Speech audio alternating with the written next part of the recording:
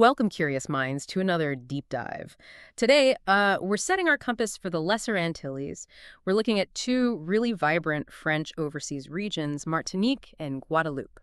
Our mission, basically, is to pull out the key nuggets, the essential stuff from our research notes, giving you a shortcut to, really getting these fascinating islands. And there's so much to uncover. They share this deep heritage, but they also have really distinct characters. We'll be navigating through their rich culture, their complex histories, and that sort of enduring spirit they both have. It's this dynamic fusion that's created something, well, unique and very resilient. Okay, so let's dive right in then. Let's start with that core cultural identity, that Afro-Caribbean and French fusion that really defines both Martinique and Guadeloupe.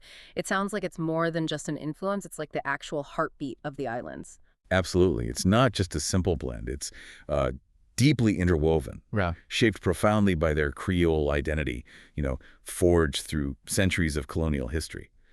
And it still echoes their indigenous roots to the Arawak, the Carib, or Kalinago peoples. It all comes together in this distinct worldview, a way of being that kind of celebrates complexity. And you see that straight away in the language, don't you? Like, French is official, sure, but if you're actually there in a market or with a family... Oh, definitely, you'll hear the local Creole, Martinican Creole, Creole in Martinique, and Guadeloupean Creole, Creole Guadeloupe in Guadeloupe. It's way more than a dialect. It's a living language, a really powerful marker of identity that came out of, well, resistance and resilience. Right. And does that same kind of blending happen with spirituality? It does, yeah. Catholicism is dominant on the surface, but it exists alongside some really fascinating syncretic elements.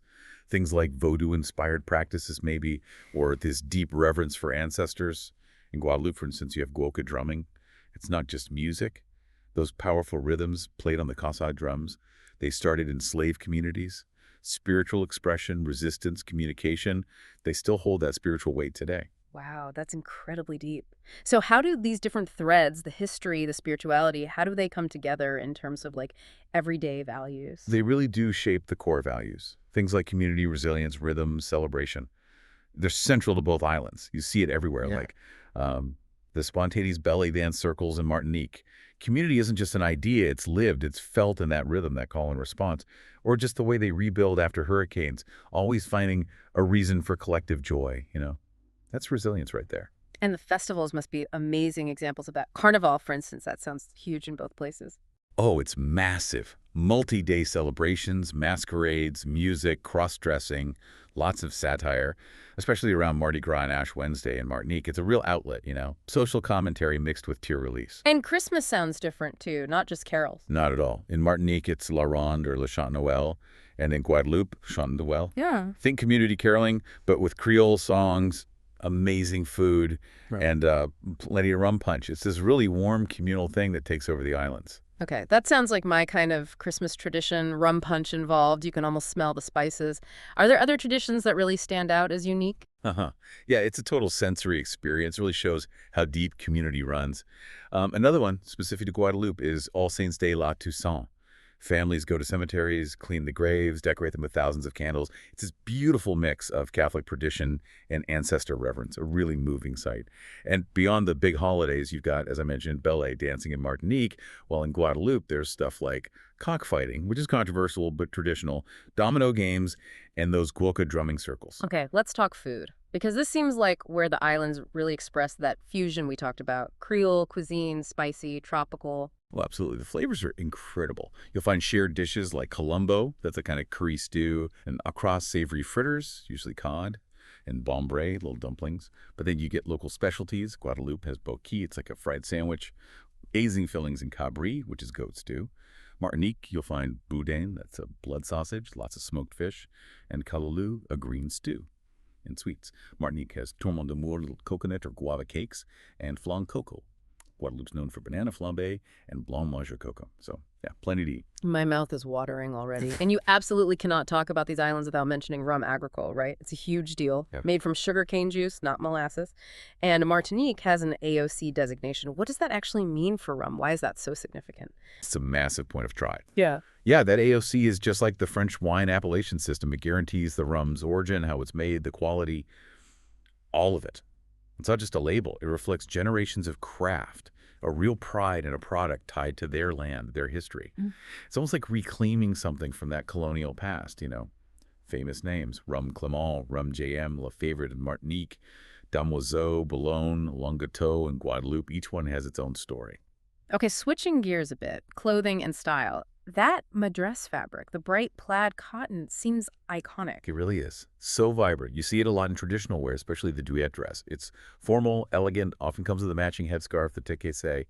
And what's fascinating is, traditionally, how those headscarves were tied could send messages. Yeah. Like the number of knots might show if a woman was single, married, available. Oh, like a secret code. Sort of, yeah. A subtle, beautiful, kind of nonverbal communication. But beyond the traditional stuff, everyday style is this great mix of French fashion and, tropical ease and color. Another expression of that blended identity. So we've tainted this picture of vibrant culture, incredible food, unique style. But all of this rests on a foundation of history, right? A sometimes difficult history. The legacy of colonization, of slavery that must cast a long shadow. It absolutely does. Before the French arrived in 1635, you had the Arawaks, then the Kalinago or Caribs. But French colonization turned both islands into sugar plantation colonies, and that meant brutally relying on enslaved African labor. Those scars, they run deep. They're still part of the conversation today. Slavery was finally abolished in 1848 in both places, largely thanks to Victor Fulcher's work. But you mentioned Guadeloupe's path to abolition was particularly complex. How was it different? Right, it's a key difference. Guadeloupe actually saw abolition earlier during the French Revolution in 1794. But then Napoleon brought it back in 1802. Imagine that betrayal. It led to fierce resistance. A figure like Louis Delgray, a free black officer, led that resistance. He and his followers chose death over being re-enslaved. It was an incredibly powerful act of defiance. Delgray is a huge symbol of freedom and resistance in Guadeloupe now. That's a heavy, powerful story. And for Martinique, a defining moment was the Mount Pelée eruption in 1902. That sounds just catastrophic. It was unbelievable. One of the deadliest volcanic disasters of the 20th century. It completely wiped out the city of Saint-Pierre, which was the capital then, killed around 30,000 people. It fundamentally changed the island. Fort-de-France became the center. It left this collective trauma, but also, paradoxically, reinforced that narrative of resilience, of rebuilding after immense loss. So connecting this to the bigger political picture after World War II, both became official French overseas departments, Martinique in 46. Did that sort of resolve the tensions? Not entirely, no. Becoming departments integrated them more into France, legally and administratively. But it didn't erase the colonial legacy or the specific needs and identities of the islands. So you still have this ongoing tension. In Martinique, discussions around independence or greater autonomy persist. And in Guadeloupe, remember the huge general strike in 2009? That was all about inequality, the high cost of living. It showed how deep those issues of economic disparity and maybe feeling othered still run. And this complex history produced some really influential thinkers and leaders, didn't it? Martinique gave us figures like Aimé Césaire. Right, Césaire, poet, politician, founder of the Negritude movement, hugely influential, promoting Black identity and consciousness against Western dominance. And Frantz Fanon, the philosopher, his writings on colonialism, psychology, liberation, they resonated globally, inspired movements everywhere. And on the Guadeloupe side. Well, Louis Delgray, the martyr we discussed, is a potent symbol. Then you have Maryse Condé, the celebrated novelist. Her work explores identity, gender, post-colonial life.